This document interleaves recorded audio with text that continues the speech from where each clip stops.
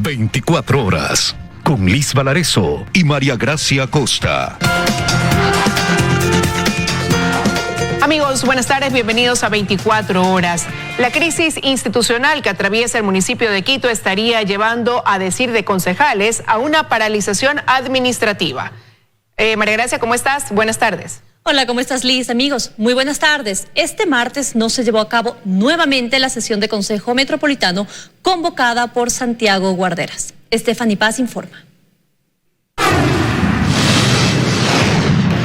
Es la segunda sesión del Consejo Metropolitano convocada por Santiago Guarderas que no se realiza. Esto a pesar de que ambos días se presentaron varios concejales. Sin embargo, ni siquiera pudieron ingresar en la sala de sesiones porque las puertas se mantuvieron cerradas. Los ediles ven con preocupación esta situación. Escuchemos lo que dijeron. Definitivamente la situación de postración en que vive Quito no puede continuar. Tenemos que seguir trabajando. Sí, faltamos 3 sesiones. A todos nos deberíamos poner un proceso de remoción porque esa es precisamente una de las causales de remoción que determina el COTAD y no asistir a 3 sesiones legalmente convocadas. Y es imperdonable que el Consejo a estas alturas deje de sesionar. La crisis institucional que vive el municipio de Quito está llevando incluso, a decir de varios concejales, a una paralización administrativa sin precedentes. No hay gasolina para los vehículos. ¿Qué va a pasar con los sueldos a fin de mes? ¿Qué va a pasar con el pago? O sea, los pagos que hay que hacer. Estamos llegando a una inercia, como les digo. Yo ayer quería solicitar un informe pormenorizado del plan de vacunación y no pude. Ya el doctor Viteri ya no era secretario y a quien han asignado de secretaria no me permitía acceder. Los ediles aseguran que continuarán asistiendo a las convocatorias de Santiago Guarderas y Jorge Yunda. Insisten además en un pronunciamiento inmediato por parte de las autoridades judiciales. Pero mientras eso ocurre, temas como el metro de Quito y la reactivación económica deberán seguir esperando a pesar de su urgencia. Exalcaldes y exconcejales urgen a todas las instancias por una salida inmediata a la crisis política del municipio de Quito. La Corte Constitucional, el Consejo Metropolitano y hasta la presencia de ciudadanos en las calles podrían ser las vías de solución, dicen. Me parece que no están conscientes de a dónde están conduciendo este conflicto. Y esto tiene que parar, esto no puede seguir así un día más. Y las salidas a esta crisis pueden ser políticas o jurídicas, dicen, pero hay que solucionar de manera inmediata la situación que vive la capital de la República, que ha caído en una situación sin precedentes por culpa de la justicia y un alcalde que se aferra al cargo, sostienen. Porque su argumento de espurio, si a mí me eligió el pueblo, ¿acaso que el pueblo le elige a usted para que haga de una alcaldía su hacienda, para que su hijo, su hermano, sus parientes den cargos, den contratos? No, pues. A criterio del exalcalde Moncayo, la salida debe ser jurídica y constitucional. No veo otra solución que el pronunciamiento de la Corte Constitucional. Pero todas las instancias deben asumir y condolerse del estancamiento que vive la administración municipal, dice Vallejo. Vemos un espectáculo penoso, en donde concejales un día dicen una cosa, otro día dicen otra cosa, otro día se acomodan por aquí, otro día se acomodan por allá. Hagan conciencia, señores concejales. Si es que la cosa sigue así, la gente va a empezar a pedir que se vayan todos a su casa. Este catedrático y experto en temas de la ciudad va más allá. Sostiene que la ciudad vive también un problema de gobernabilidad y poco liderazgo que tiene que ser corregido. Cuando tengamos alcalde, vamos a seguir teniendo el mismo consejo municipal que es altamente fragmentado porque tiene 5 fuerzas políticas. Y lo más grave es que no actúan como bloques, sino que cada concejal es una persona. Y si eso no funciona, dice Vallejo, no se puede descartar la última instancia, que es la presencia de ciudadanos en las calles. No es lo ideal, pero cuando las cosas se ponen al borde del precipicio, y yo no estoy exagerando, hay que buscar otro tipo de soluciones que muchas veces están por salir a las calles. Lo cierto es que Quito tiene en la práctica algo más de 2 meses sin administración municipal desde la remoción de Yunda, con el cambio y recambio de secretarios y gerentes de empresas municipales y un problema adicional: el escaso presupuesto. El 40% del presupuesto se va en el metro, el 30% se va en el gasto corriente. ¿Qué significa eso? que la capacidad de inversión que tiene el municipio no llega al 10 al 15%. En Quito, Freddy Paredes, 24 horas. Los fallos judiciales que beneficiaron al alcalde de Quito, Jorge Yunda, generaron cuestionamientos al sistema de justicia y a la transparencia con la que actúan los servidores judiciales. Según expertos, aunque no se puede generalizar estas conductas, que son cuestionables, sí se demuestra la necesidad de sanciones mucho más rigurosas. Las 48 horas que otorgó el Consejo de la Judicatura para que el director provincial de Pichincha iniciara los sumarios administrativos correspondientes en torno a las supuestas irregularidades en el sorteo de las causas presentadas por el alcalde Jorge Yunda finaliza este martes. Si la infracción por la que se inicia el sumario es gravísima, esa infracción gravísima está sancionada con destitución. Si la infracción es grave, hay una suspensión de hasta 30 días. Y si la infracción es leve, es una amonestación escrita o una multa. Sin embargo, este proceso observa el supuesto direccionamiento de la acción de protección presentada por Yunda. A pesar de la serie de cuestionamientos a la actuación de los jueces de la Corte Provincial, no existe ninguna investigación abierta en su contra. No hemos recibido una denuncia de quienes se sienten agraviados o afectados por esa actuación. Para la abogada Jessica Jaramillo, quien estuvo al frente del proceso de remoción de Yunda, se debe cuestionar la actuación del Tribunal de la Corte Provincial, que se extralimitó y echó abajo un proceso de control político que tomó varios meses. La independencia judicial no puede convertirse en un precio de la justicia. De allí que para el abogado especialista en Derecho Constitucional, Hernán Pérez Luz, este tipo de actuaciones generan una mala imagen al sistema judicial ecuatoriano, por lo que se debería contemplar sanciones más rigurosas. Saben que tienen impunidad, saben que al final del día no pasará quizás de una amonestación o de una suspensión. Las reglas de juego a partir del 29 de julio del 2020 cambiaron. Estamos supeditados a la declaratoria jurisdiccional previa de un juez superior. En ello tenemos... Según cifras del Consejo de la Judicatura, en 2019, previa a este fallo de la Corte Constitucional, se sancionó con destitución a 50 servidores judiciales, en 2020 a 27 y en lo que va del año a 10. En Quito, Daniela Valencia, 24 horas. Revisamos otros temas. 200.000 dosis de la vacuna CanSino llegaron esta mañana al país. Al tratarse de vacunas que requieren de una sola dosis, serán trasladadas a los sitios más alejados del país. También se aplicarán a personas privadas de libertad y a los habitantes de lugares en donde se ha identificado la variante Delta. Este es el primer cargamento de una vacuna monodosis que ingresa al país. Se trata de 200.000 dosis de la farmacéutica china CanSino. Con una sola dosis estarán inmunizados, no requiere 2 dosis.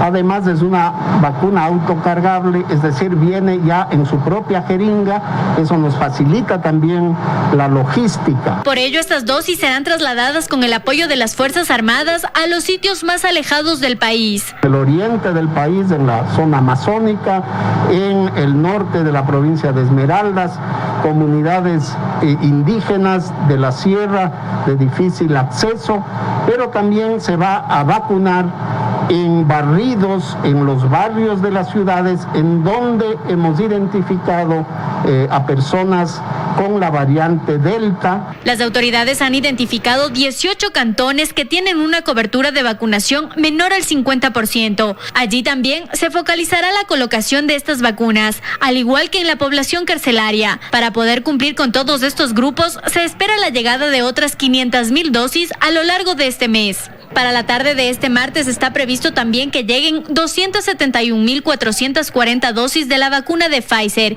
y durante este mes se espera más de 1 millón de estas vacunas para completar las segundas dosis. Hasta el 31 de julio se registra 11.419.806 dosis aplicadas a nivel nacional, lo cual para las autoridades es un éxito. Sin embargo, recuerdan que no se debe dejar de lado las medidas de bioseguridad. Roales señaló que se continúan haciendo estudios genómicos para identificar variantes de interés. Seguimos trabajando con los laboratorios de la red de genotipificación, el INSPI, la Universidad de San Francisco, la Universidad de Espíritu Santo, la Universidad Técnica Particular de Loja y ahora se está integrando la PUCE también para seguir haciendo la identificación de las variantes. Sin embargo, cuando se le consultó si se registran más casos de la variante Delta en el país, señaló que desde el Departamento de Comunicación se daría en las próximas horas una respuesta. En Quito, Belén Merizalde, 24 horas.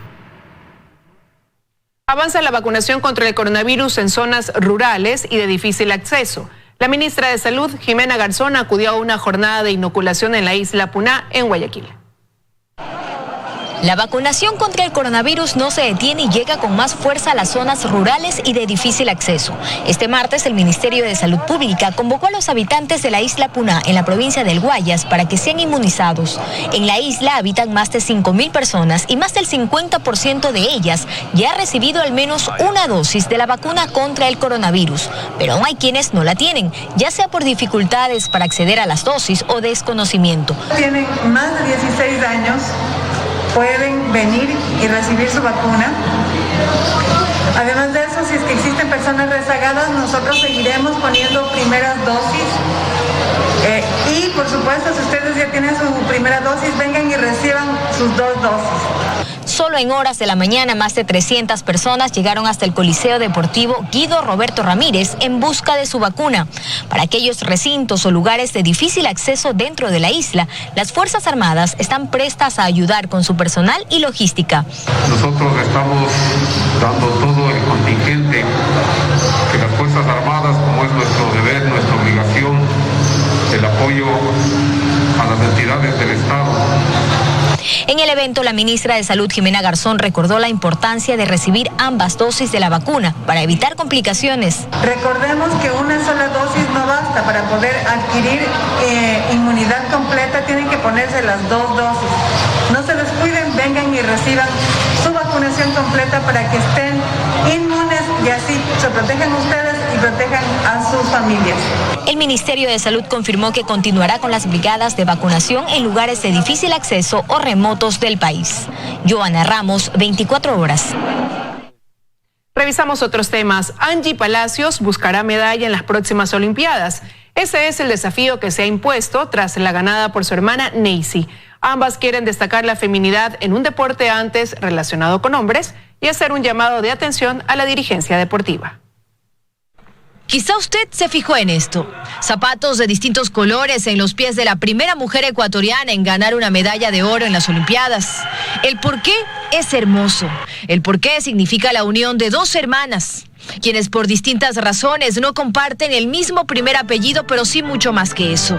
Solo 5 días antes de que Neisy ganara el oro en la misma plataforma, Angie levantó 226 kilos con un zapato verde y otro fucsia. Ella con uno mío y yo con uno de ella, y yo creo que ese también ha sido como que la forma en la que hemos estado más cerca en una plataforma, yo con un poquito de su esencia y ella con un poquito de mi esencia. Para ella, quien es diploma olímpico por su 6º lugar en las Olimpiadas, su hermana le traza un reto clarísimo. Pensar de aquí en 3 años en una medalla olímpica. Mayra Hoyos, la primera entrenadora de ambas, sabe que usted no debe olvidar estos rostros. Yo les veo a las 2 en el podio olímpico, otra vez a Neisy. A ella le debemos quizá el tener hoy a Neisy. Cuando intentó retirarse, Mayra la convenció de que volviera. Como su madre mismo lo decía, que yo soy la segunda mamá de ella. Neisy llegó a ganarse el corazón y el cariño de Walter y de mi persona.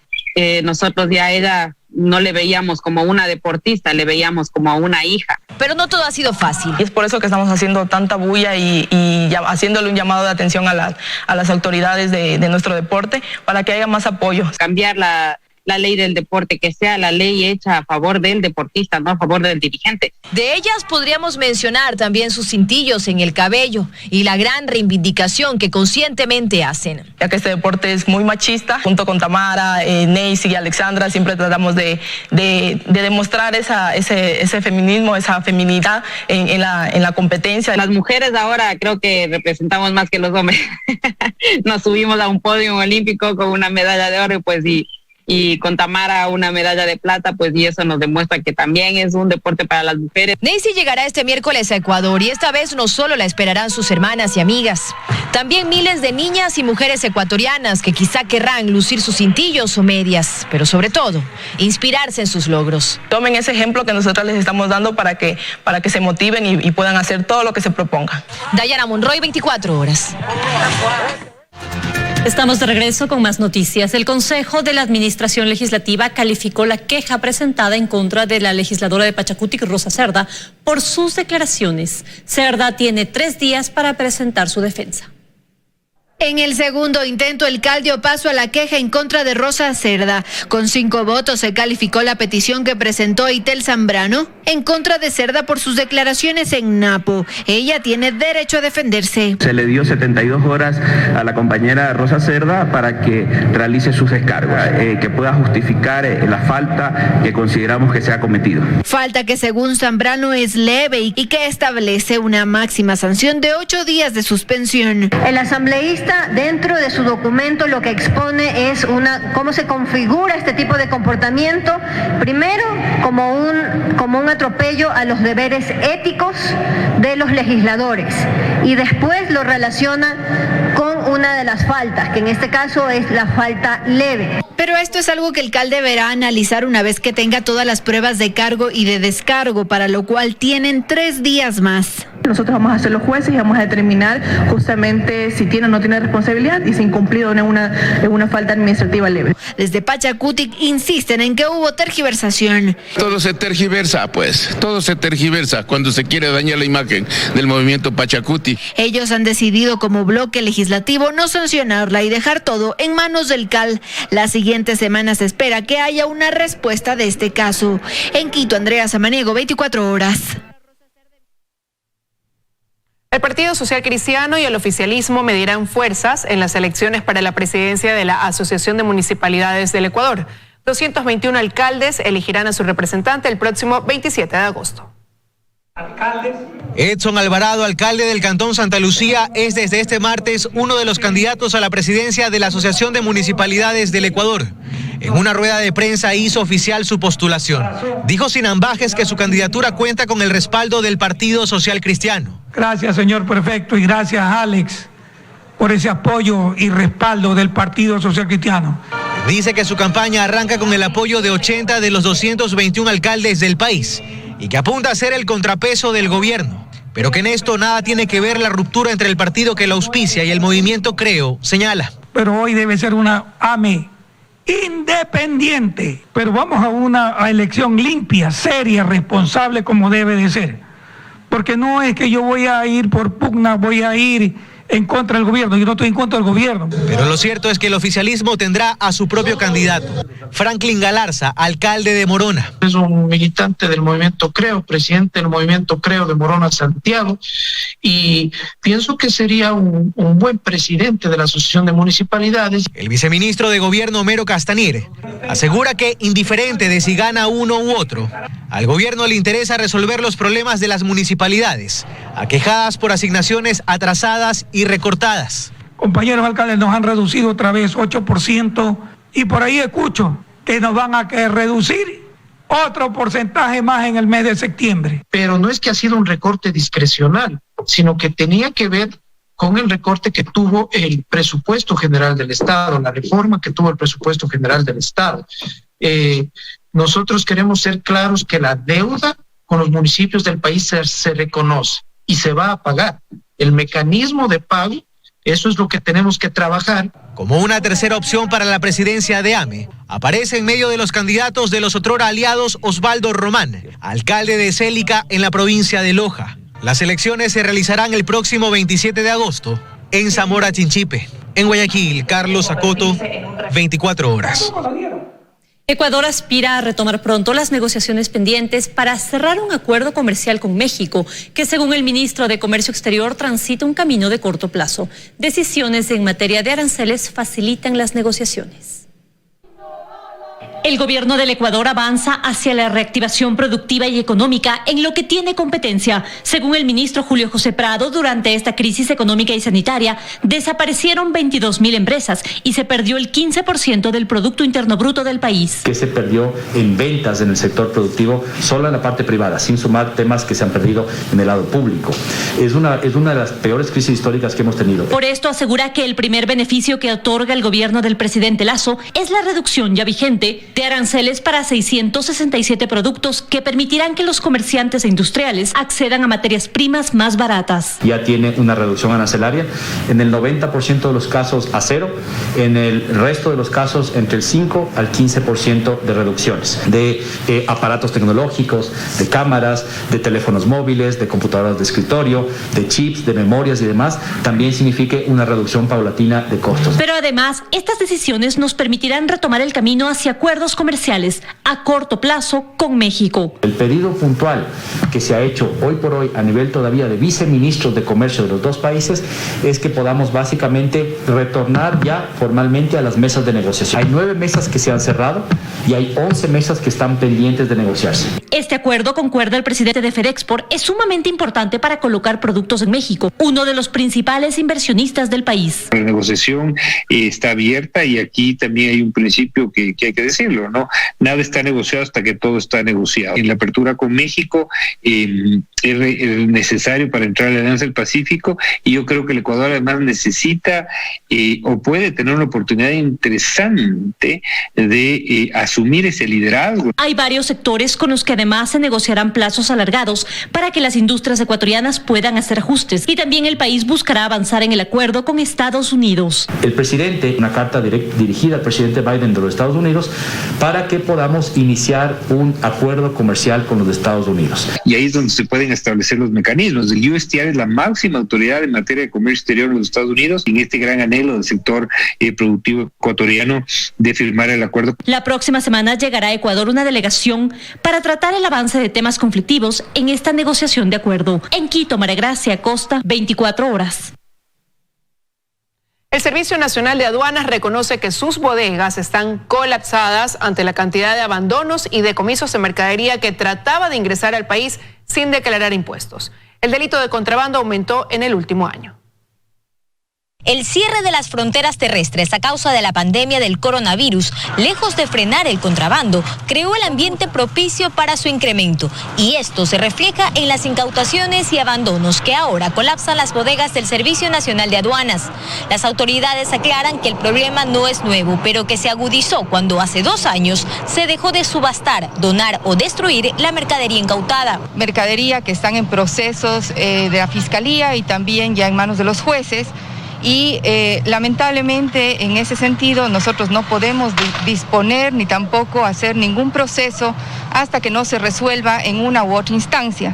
Hemos instado a las autoridades para que podamos agilitar estos procesos. Sobre los sectores más afectados por el contrabando, el SENAE aún recopila datos, pero las pérdidas para las industrias locales superan los millones de dólares. Saben que, por ejemplo, Itapsa, que fue una compañía que producía cigarrillos en el Ecuador, tuvo que cerrar justamente porque el contrabando era mucho más fuerte. Las autoridades por ahora realizan además un inventario a nivel nacional para conocer con exactitud la cantidad de mercadería que aún permanece en las bodegas del SENAE y en cuánto está valorada.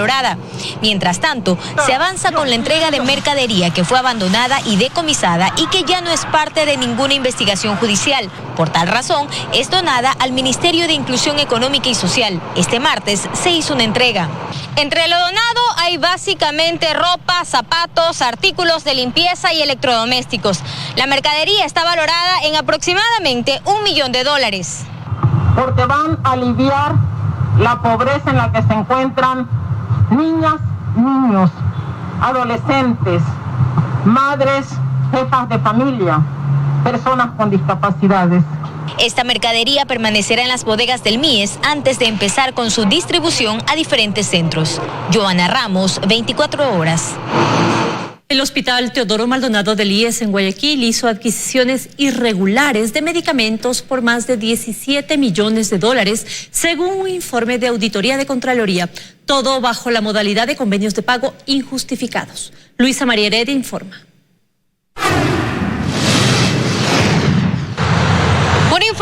auditoría elaborado por la Contraloría General del Estado estableció que entre enero de 2018 y julio de 2020 en el Hospital Teodoro Maldonado Carbo de Guayaquil se autorizaron convenios de pago por más de 17,5 millones de dólares para adquirir fármacos e insumos médicos, eludiendo injustificadamente los procedimientos regulares establecidos en la Ley Orgánica del Sistema Nacional de Contratación Pública. Contraloría concluye en que no se justificó el uso recurrente de la figura excepcional de convenios de pago y que los productos se compraron con precios superiores a los del mercado a distribuidores no autorizados. Los funcionarios del hospital no realizaron estudios para determinar los precios referenciales en el mercado y al tratarse de distribuidores no autorizados no ofertaron los precios más convenientes, ocasionando que los costos finales se incrementen hasta en un 5.350%, lo que en términos económicos representa cerca de 5 millones de dólares. Los proveedores seleccionados tampoco adjuntaron documentación que permita verificar su experiencia, cumplimiento de requisitos legales para contratar con el Estado y constatar el origen lícito de los medicamentos entregados. Además, todas estas omisiones llevaron a que se comprometan recursos económicos que sin que se fundamente la necesidad de los insumos comprados ni se precise el plazo para su consumo. En la auditoría se observó que el 87% de las compras de insumos médicos efectuadas a través de esta modalidad extraordinaria ni siquiera fueron utilizadas y que había faltantes en bodegas de los insumos adquiridos mediante convenios de pago. Cabe recordar que precisamente por favorecer a grupos y empresarios a través de irregulares convenios de pago en los hospitales del IES, como el Teodoro Maldonado Carbo, hay una causa penal pendiente de entrar a juicio en el que son procesados los hermanos Salcedo Bonilla y Jacobo Bucarán, pues sus hermanos Michelle y Dalo fueron sobreseídos. También están implicadas 9 personas más, incluidos exfuncionarios de este hospital.